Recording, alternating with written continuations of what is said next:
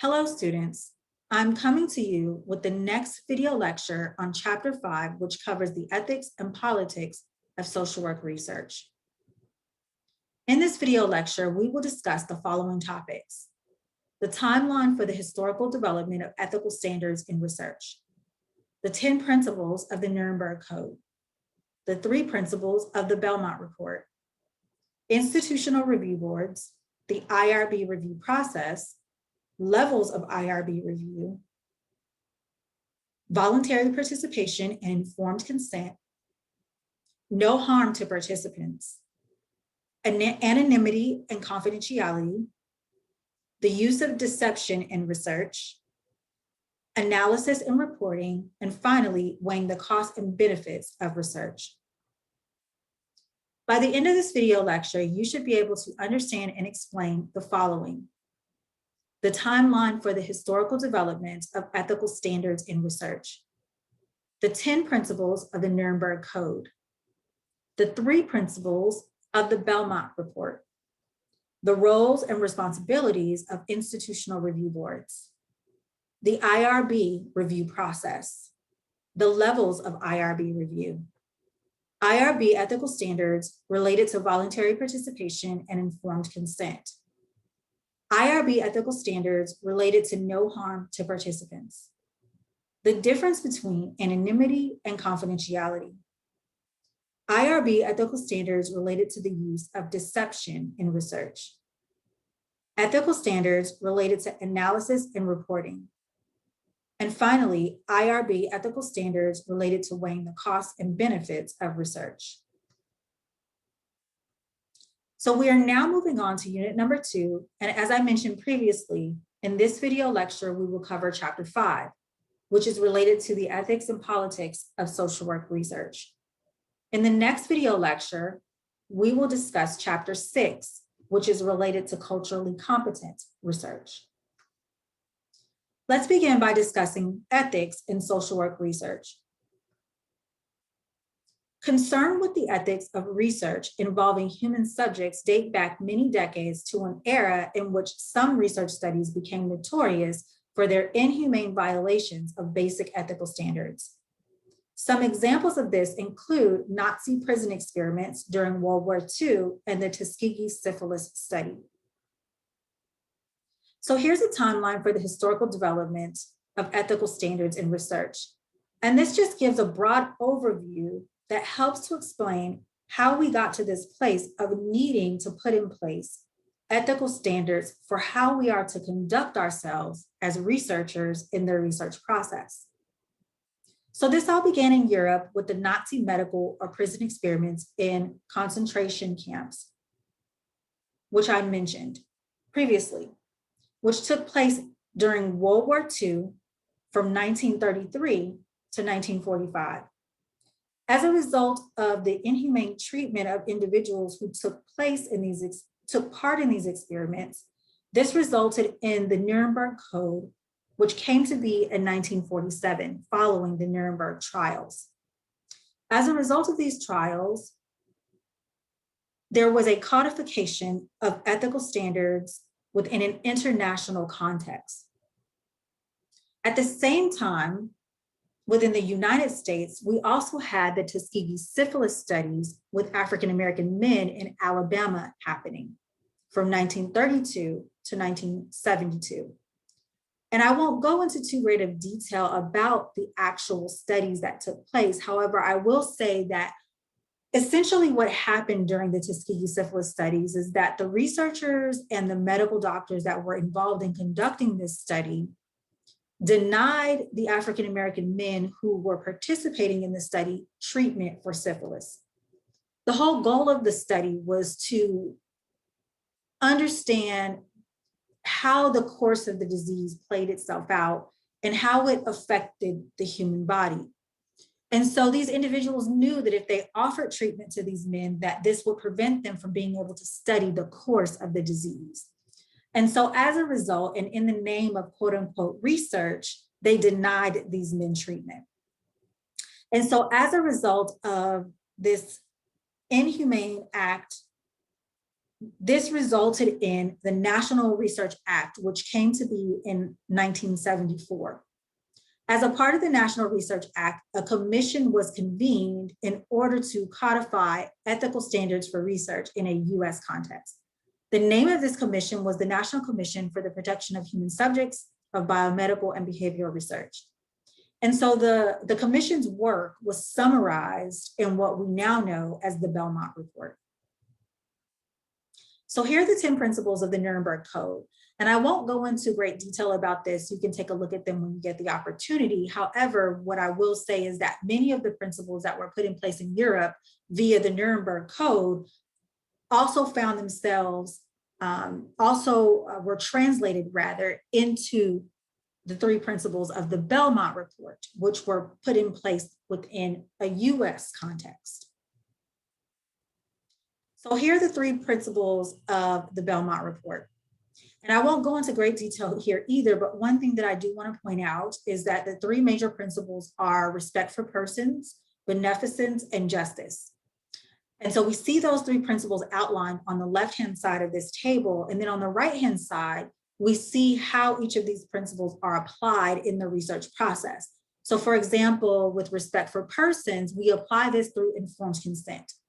With beneficence, we apply this through the assessment of risks and benefits. And with justice, we apply this through the selection of human subjects. So we'll talk more about this during our time together in class, but the most important takeaway here is to understand not only the 3 major principles of the Belmont Report, but also how specifically how they are applied in the research process. So now let's talk about institutional review boards. So as I mentioned previously, federal law now governs research ethics in studies involving human subjects. Any agency wishing to receive federal research support must establish an IRB. And this IRB can include both faculty and non-faculty members. The IRB is charged with reviewing all research proposals involving human subjects and ruling on their ethics. And although the law applies specifically to federally funded research, just as an extra precaution, many institutions and agencies apply the same standards and procedures to all research. So even though those research projects that are not federally funded, and this includes student theses and dissertations.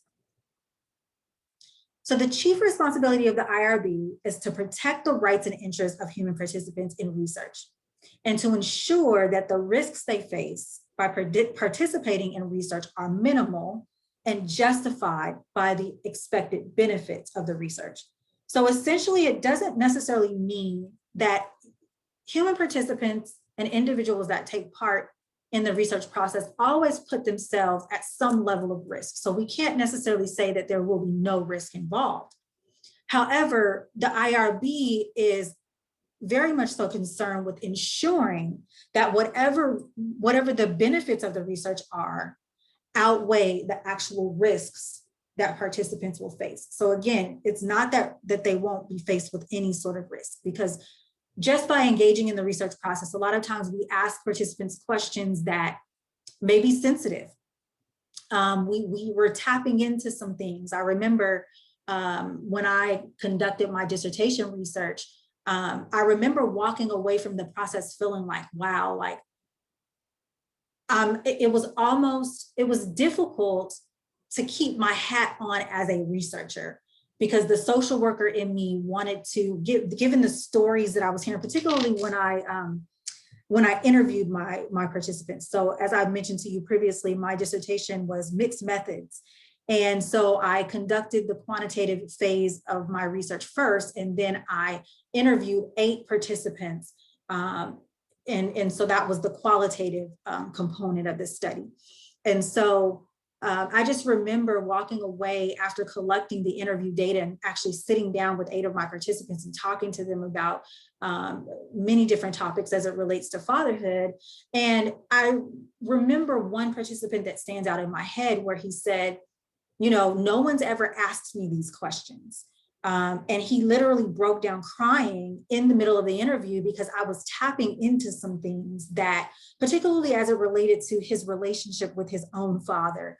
And I'll just say briefly that growing up, the man that he thought was his father was not actually his father. He did not find out until he was 16 years of age who his real father was. And I just didn't realize, it didn't dawn on me how much the research process can affect participants. Because we're often, especially in social work research, we're often tapping into some things that people really probably wouldn't otherwise think about. And so we really have to think about the risks that are involved, particularly for the kind of research that we typically do in social work. It's a lot of psychological risk involved, because we could be inadvertently, we want to be careful that we're not re-traumatizing anyone. We want to be very careful about that in the questions that we ask in the interview process. And also I'll say that one of the things that I did as well, because I knew that I was going to be tapping into some very sensitive topics, is that I provided a list of mental health resources and services to each of my participants. And I also followed up with each of them as well. And so I think it's important. It's okay to ask the sensitive topics, but I think that we have to really understand that research it's not just research. It's a very, it can be a very involved process in terms of us asking folks to really share very sensitive information about themselves that they probably would not otherwise share. And so we can't take this process lightly. And so the IRB is very concerned about risks involved: psychological risks, social risks, economic risks. I also had many men in my study who were in the child support system. And so it was a very sensitive topic in that sense, because some of them were behind in their child support payments. And so by them taking part in my study, sometimes there might have been questions about, well, by me taking part in this study, am I going to be reported in some way? And so we have to be sensitive to those kinds of things as well. And so I just overall think that it's really important for us to consider the risks that are involved in our study, as well as the benefits. And again, we want to be sure, and this is what the IRB helps us to do, is they help us, they look at our proposal and what we are proposing to do in our research study, and they help us to think about, and the IRB in many ways can be a sounding board for us, because sometimes we come up with these great research designs, but we don't really think about all the risks and benefits that could potentially be involved. And as you can imagine, the IRB is seeing all kinds of research applications. And so they're able to really be a sounding board for us as researchers, to help us to understand and really see the full scope of the risks and benefits that are involved in our research study.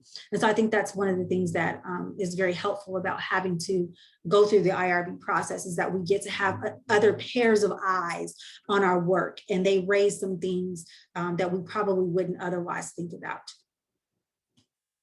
So here's the IRB process. And so you all have just completed step number 1. And so pretty much the majority of institutions, or all institutions rather, have to require education and training in conducting research with human subjects. There are many different organizations and agencies that offer training in this area, but in my experience, I've seen that most institutions use the CITI platform to provide this training. And so if you all were actually a part of a research team, you will have already completed step 1 of this by going through the CITI training. And then step 2 involves procedures and forms. So completing the various forms that are required by the IRB. Now, the forms that are required vary from institution to institution. Not all institutions are the same. In terms of how detailed they want you to be with the forms, how many forms you have to complete, all of these things can vary. Now, all institutions have to require education and training, but in terms of the forms that you have to complete, that can vary from institution to institution. Once you have completed the various forms, required forms, then you submit your application to the IRB and they go through the review process. Once your application has been reviewed, they may or may not require revisions to your application, but I will say that it's very rare that an IRB will not require you to make some revision, because as I mentioned, they're seeing this stuff all the time, and they're thinking through things in ways that perhaps you haven't. And so I know my very first IRB, I got quite a few requests for revisions back that I had to change before they would give me approval. And so The process might require some revision. And then once we have revised, if we've been asked to make revisions, once we've done that and resubmitted our application to the IRB, then we are able to get approval and actually implement our research project. And so, as I mentioned, regarding IRB training, the IRB training requirement, one regulation that does not vary, and I mentioned this previously as well, is that one regulation that does not vary by institution is the responsibility of IRBs to require education on the protection of human research subjects for each individual investigator and research assistant working on studies involving human subjects. So that means the entire research team, whether it's comprised of students, faculty, or whomever, everyone has to undergo this training. The training, as you know, because you just completed this, results in a certificate of completion that most IRBs now require of all members of the research team. And I also mentioned this previously as well, is that IRBs vary in the amount and format of materials they require for the approval process. Because they vary so much, it is important to examine your university's or institutions' IRB forms and procedures. And so as you can see here on the right-hand side, I've just given you a screenshot of all of the forms that are required for Baylor University. And I've also provided you with the link that you can go and kind of click around and see what some of those forms are. Now, all of these forms are not required in order to, you really have to know what level of review you're seeking, whether you're seeking expedited review or exemption or whatever it is. You have to find the forms that apply to the level of review that you are seeking. So again, all of these forms are not required. And so it helps to reach out to the IRB before you get started on your application, to just check in with them to see which forms. This is what, just to say to them, hey, I'm wanting to submit an application, and this is the level of review that I'm, the level of approval that I'm seeking. And I want to know what forms I need to complete. And they'll kind of guide you and let you know which of the forms they require according to the level of approval that you're seeking. And so it's important to just all throughout, I always recommend to students and to anyone that it's important to be in communication with the IRB throughout your application process, just to be sure that you're understanding what it is that they want or need from you. And this can cut down on a lot of back and forth in the end, and it can really help to kind of speed up the approval process. If you're clear on and aware of all that is required on the front end, it can really help to save you a lot of time on the back end, and it can help to expedite the approval process a bit more. So now let's discuss levels of IRB review. So not all study protocols require an IRB full board review. And what this means is that a full board review means that everyone on the IRB, and I'm not quite sure how many people are on the IRB for Baylor University, but it's typically quite a few individuals that are on the board. And so not all study protocols, it depends on how much risk is involved in your study. But so the greater the risk, the more likely it is that your particular proposal will have to undergo a full board review, meaning that every single person on the board will need to review your study protocol. But this is not required for all proposals. For some that are sort of lower on the risk totem pole, those particular studies, some studies may qualify for either expedited or exempt status. Allowing the research team to obtain approval with within a relatively short period of time. So of course, if your study involves a great deal of risk and it requires a full board review, it'll take more time to get approval. However, if what you're proposing to do is exposes participants to a minimal level of risk, then that means that that particular study may qualify for an expedited or exempt status. So again, I think it's important to be in contact with the IRB and to give them a sense of what it is you're looking to do, and they can give you some idea of whether your study will qualify for full board, expedited, or exempt status. And so sometimes it's kind of hard for us as the researcher to assess this. And so it's always helpful to reach out to the IRB and just get their insight on at what level they think your study will qualify. Federal regulations allow IRBs to grant expedited or exempt status to certain kinds of studies, although institutions vary in their interpretation of federal regulations. So this is a very important point, is that, you know, the IRB process is composed of human beings. And so everyone from institution to institution, whereas one institution might say, oh no, your study requires full board review. Another institution may interpret the federal regulations differently, and they may say, oh no, it qualifies for expedited or exempt status. So the interpretation of the federal regulations can vary from institution to institution. I assume that it probably wouldn't be a great deal of variation, but it can vary. Okay, so but the most important thing to remember here is that there are different levels of IRB review. And so here's just a visual to help to further explain this point. So we see that full board review involves more than minimal risk. Okay, and so I know that you learned about this in your CITI training, but there are certain protected populations that if they are involved in your study, more than likely it will require a full board review. For example, pregnant women or children or prisoners, or those that are at economic risk in some way or economically vulnerable.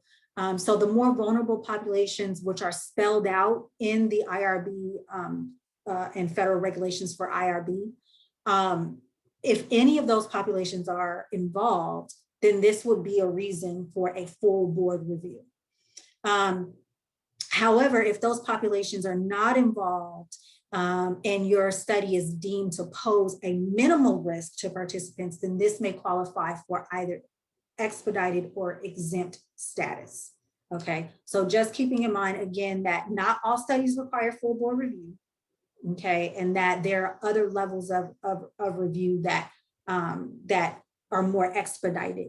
And again, full board review, of course, because everyone on the IRB has to review your application, it will take longer. So we always try to aim for exempt or expedited if possible, just to speed up the approval process.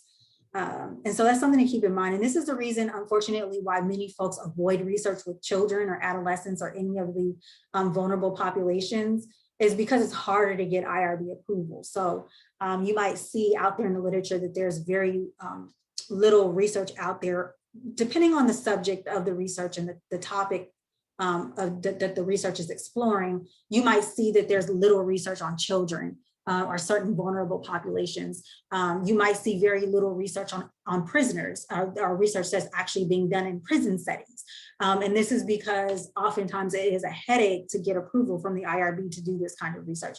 Some people do it anyway, and they're willing to go through the process, but I also know that many folks avoid these populations because they don't want to go through a lengthy IRB process. So it just depends on the individual, but this is something to keep in mind in terms of levels of IRB review. And here's some, you can read this in your own time, but this is just a table that helps to understand some of the categories for which an expedited review might be eligible.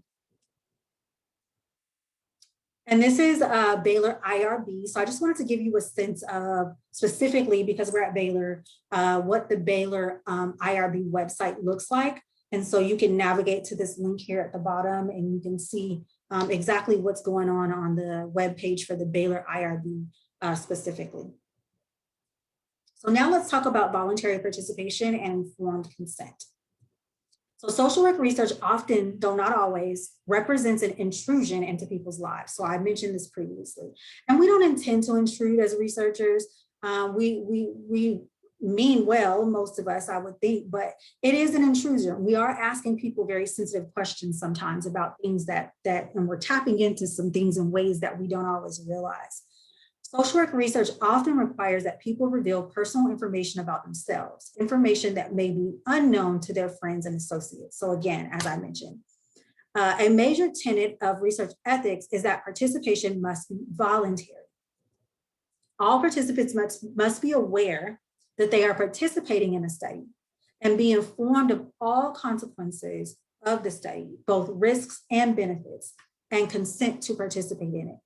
So it is up to us as researchers to provide as much information as we can to our potential participants so that they can make their own informed decision about whether they want to expose themselves to the potential risk that can be involved in our research study. So these are the things that we spell out in the informed consent forms. It's very important, and the IRB takes a look at our informed consent form as well. We have to typically, well, really always in your IRB application, you have to submit not only your research proposal, but also any flyers that you're going to use for recruitment, in your informed consent forms, and any assent forms. And I'll talk about assent forms in a second, but any assent forms. So we have consent forms and we have assent forms, and I'll explain the difference between the two momentarily. But we have to submit all forms that we are going to be disseminating to our participants. We have to also submit any measurement tools that we're going to be using. So all of the different components of our study, we have to submit to the IRB so that they can put eyes on it before we disseminate it to our research participants. And so one of the things that we must do in consent forms is to clearly and concretely spell out all of the risks and benefits that are involved in our study, so that, again, as I mentioned, participants are able to make an informed choice about their participation. And so consent forms should provide full information about the features of the study that might affect one's decision to participate. Particularly, and I just alluded to this in the previous slide, but particularly we want to tell them what the procedures are that they'll be asked to take part in, any potential harm or risks, as well as benefits, and any issues of anonymity and confidentiality. I alluded to this before previously as well, but separate forms are required for children, and these forms are referred to as assent forms. So we have consent and we have assent, okay? And so, but the major difference with the assent forms is that they should be briefer, right? Because we're dealing with children. So, and we know that children are not going to sit and read pages and pages of information. So we want to make sure that our assent form is briefer, and also that we use simpler language that a child can understand. And then this last point here is very important. So to obtain truly informed consent, we must consider reading levels in language, okay? So it does no good for us to give our participants a consent form if they can't understand it, right? And so we want to pay attention to the reading level at which our informed consent is written. And there are ways to check for reading levels within Microsoft Word. And so we'll engage in that activity that's related to that in class. I'll teach each of you how to check for reading levels using Microsoft Word. There's a way to do this. But we really want to, believe it or not, be aiming for like a 7th to 8th grade reading level in how our consent forms are written. And this is for adults, right? Because we want to be able, we want everyone, no matter their level of education, to be able to understand the form, okay? So we want the consent form to be written at a 7th to 8th grade reading level. And then for children, of course, an even lower level for them so that they're able to understand it. And then also in terms of language barriers, if we are studying a Spanish-speaking population, we need to make sure that our consent form is in Spanish or whatever the language is of the population that we are seeking to study. And so, and there are issues around translation of consent forms as well, because the consent form can be translated, but there can still be issues with the translation. And so we want to make sure that our forms are translated in a quality manner. So we know that we have forward translation, backward translation, where individuals who speak the language are translating the document from, let's just say, from English to Spanish and then back from Spanish to English. Okay, just to make sure that all of the, that there are no inconsistencies in the way in which the document has been translated. So we have to think about things like this as well, because even though a document might be translated, it doesn't mean that the translation is quality and that it makes sense to those that are reading it. So we want to be very careful in how forms are translated as well. Now let's discuss no harm to participants. So research should never injure the people being studied, regardless of whether they volunteer for this study. This includes psychological, physical, social, political, and economic harm. Participants can also be harmed by data analysis and reporting. The effects of research can last long after research has been completed. Though there is no way to eliminate the possibility of harm completely, some study designs make harm more likely than others. The IRB must be persuaded that you have minimized the risk that harm will come to participants in your study. So again, as I mentioned previously, there are all different types of harm, and particularly in social work research, we're really dealing with the potential for, a lot of the time, the potential for psychological harm, given the questions that we're asking. And so we want to do as little harm to our participants as possible. And we want to make sure, again, that whatever risks are involved, that the benefits actually outweigh the risks. And we want to think about the effects of our research, not just in the process, but long-term. What effect might this research have on this person?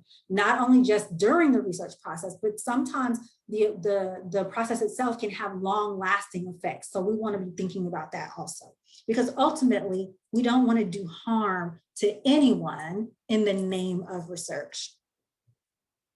Now let's talk about anonymity and confidentiality. So the protection of participants' identities is a major concern in the overall protection of their interests and well-being in the research process. Two techniques, anonymity and confidentiality, assist in the protection of participant identities, although the two are often confused. So I always like to discuss these two concepts with students, just because, as I just mentioned, the two are often confused, and sometimes we don't really think about the nuances or the differences, because sometimes anonymity and confidentiality can be used interchangeably, but these are really two different concepts, similar concepts, but different. So anonymity is achieved when the researcher cannot identify a given response with a given respondent.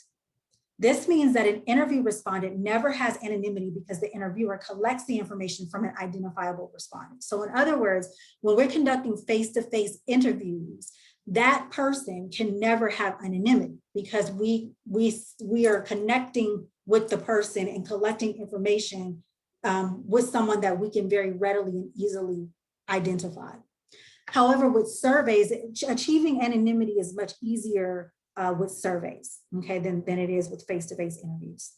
So ensuring anonymity makes it difficult to keep track of data and correct errors. Despite this problem, assuring anonymity may help to increase the likelihood and accuracy of responses. So it's kind of a double-edged sword. When we offer anonymity to our research participants, it does help to increase the likelihood, because they know that we're offering them anonymity.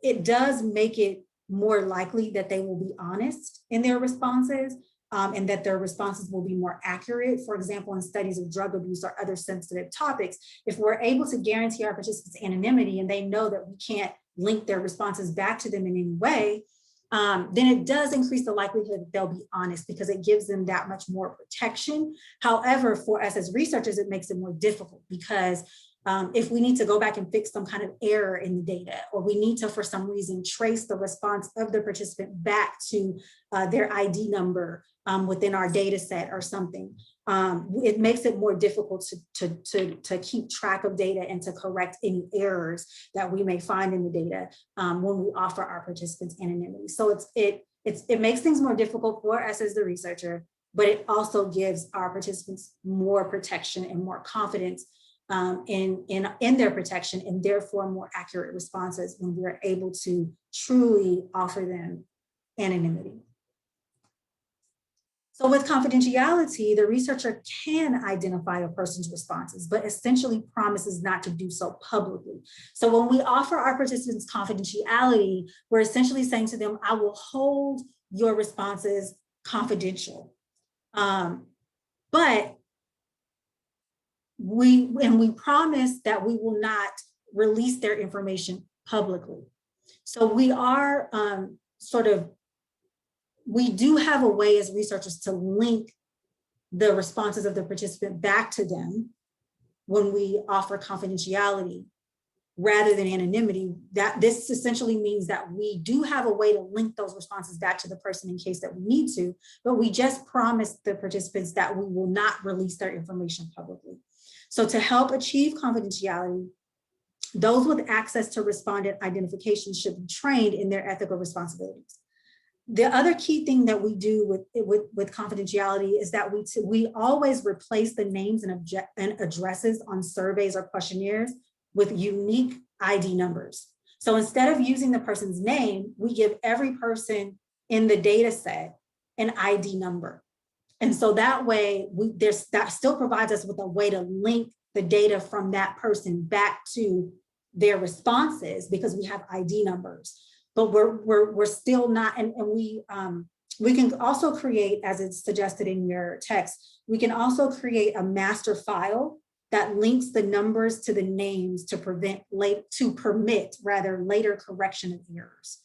And so we always, even though we remove all names and we assign unique ID numbers to each individual, we also still keep this master file that links names to numbers. And what we do with this master file is that and this is one of the things that the IRB requires of us, is that we have to, as a part of the application process, we have to say something about how we will store our data. What will be the measures that we'll put in place to keep the data in a safe place, right? And so we have to speak to that in our IRB application.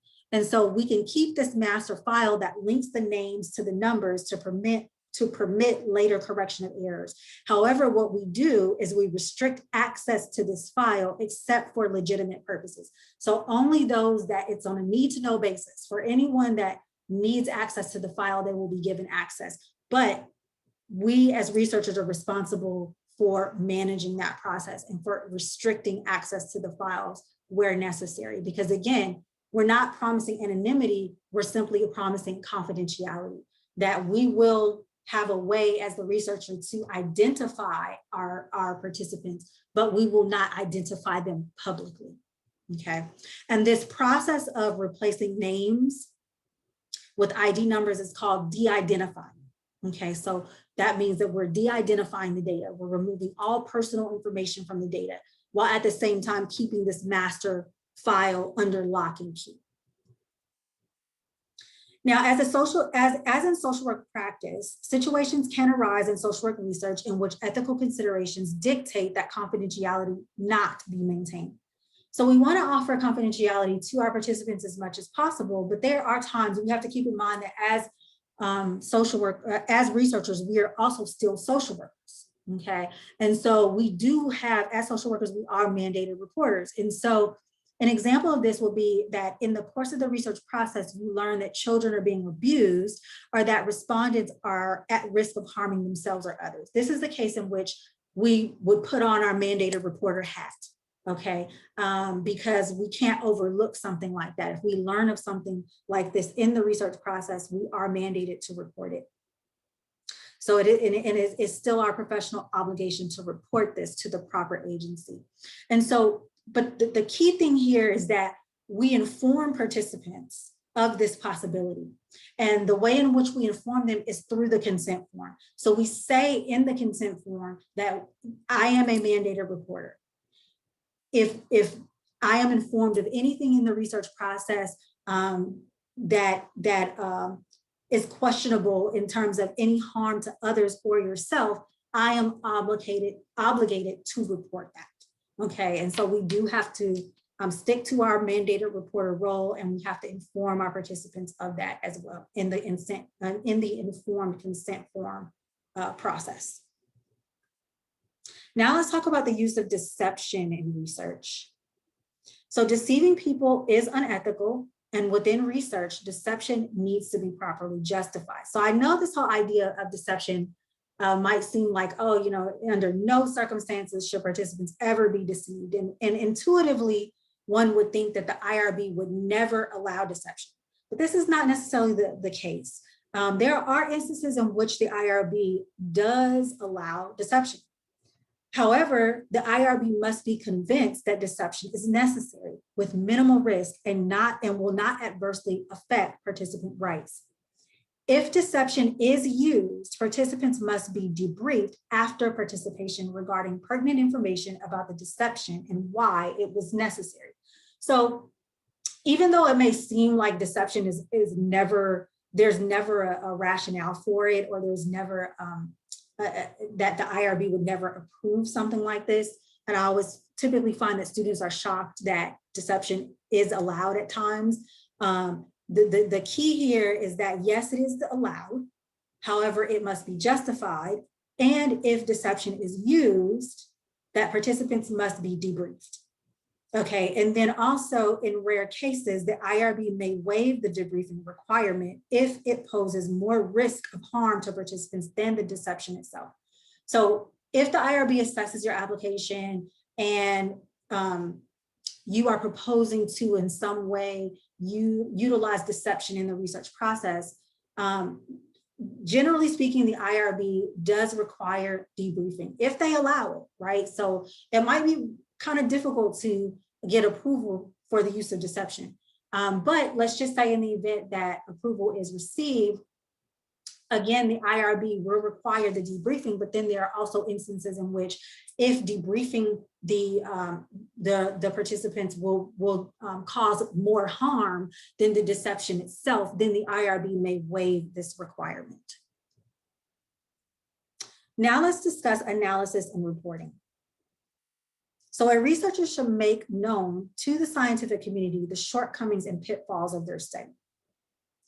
So, and this is very, very important because research can be a very messy process. It's not a perfect process. And so a part of our transparency in research is letting others know what the shortcomings and pitfalls were. And you can typically find this, or really always find this in research studies in the area that says strengths and limitations. So most research studies have a section that says strengths and limitations. And that's the place in which we as researchers say, these were the shortcomings of this study. These were the pitfalls. These were the things that we ran up against. And it helps, this level of transparency is really beneficial to the research community because it helps others to prevent the same mistakes or the same pitfalls. In addition, negative or no findings should also be reported, as well as positive ones. So a lot of times we often think that it's not necessary to report findings that were not significant. However, the findings that were not significant are just as important as the ones that were significant. So there's a myth that only positive discoveries are worth reporting. In science, it is, as I just mentioned, it is just as important to know that two variables are not related as it is to know the ones that are related. And on the other hand, it's just as important to know what interventions don't work as it is to know which interventions do work. Okay, so all findings have an impact on the EBP process and on practice. Science progresses through honesty and openness and saves others from experiencing the same problems in the research process. And finally, let's discuss weighing the costs and benefits of research. And I've kind of already alluded to some of this previously, but we'll end by talking about this. So the question is always whether the potential benefits outweigh the risks involved. Can the end ever justify the means? This is debatable. There's no objective formula that can be applied to such decisions. All of these decisions are subjective, right? So again, as I mentioned previously, the way in which one institution's IRB may interpret the risks and benefits of an application that's being proposed in a research application may be different than another institution's interpretation of those same risks and benefits. So these things are very subjective. Because the IRB is made up of human beings, the way in which individuals interpret these things can vary from person to person and from institution to institution. So this is not an objective process. I think that the IRB does the best they can to make it as objective as possible, but it's not uncommon to find differing perspectives and differing opinions on this. It is most important to determine whether there are alternative ways to conduct research that provide valid and useful answers to research questions without engaging in unethical practices. And so this is one of the other things that the IRB helps us to do, is they help us to think about our research design. Because as I mentioned previously, there are some research designs that put our participants at more risk and harm than others. And so sometimes the IRB will ask us to think about alternative ways that we might go about conducting our research that can still give us the answers that we seek, but without engaging in any practices that may be deemed as unethical. So sometimes it does require thinking through our research design a little bit more. And this is one of the things that I love about the IRB, is that, again, they're looking at these things all the time. And so they really can help us to think things through in a more thorough way, because they have a different lens and a perspective on things than we do, because they're seeing all the different proposals and all the different things that are coming across their table or their desk rather, as they review these proposals. And so they have some insight in ways that we don't often as researchers. And so it's always helpful to have their feedback and have them sort of offer different ways in which we can think about our studies, because it really all depends on how the study is designed. And there are sort of other ways in which we can go about designing our study that poses the least amount of risk as possible. And that's ideally what we want, because as I mentioned also previously, a big part of what the IRB does is they really make a concerted effort to weigh all of the risks in your study with all of the benefits, with the goal of ensuring that the benefits of participation in research outweigh the risks. Okay, so that's what's most important to consider here. And so here are some additional resources if you want to read up more on these topics. So a link that gives you a bit more insight on the Nazi medical experiments, the Tuskegee syphilis studies, the Nuremberg Code, the National Research Act, the Belmont Report, and then also the Department of Health and Human Services Office of Research Protections. So these are just some additional resources that you can take a look at in your own time to give you a bit more of some insight on each of the topics discussed in this lecture. So in summary, we've discussed a lot. And so the topics that we've discussed during this video lecture include the timeline for the historical development of ethical standards in research, 10 principles of the Nuremberg Code, 3 principles of the Belmont Report, institutional review boards, the IRB review process, levels of IRB review, voluntary participation and informed consent, no harm to participants, anonymity versus confidentiality, the use of deception in social work research, analysis and reporting, and finally, weighing the costs and benefits of social work research. So here's the point at which I invite you to check for your understanding of these concepts. You can do this in 1 of 3 ways: by completing the form on the left and clicking submit, or copying and pasting the link in your browser, or scanning the QR code with your cell phone. I hope this has been helpful, and I look forward to seeing you in the next class.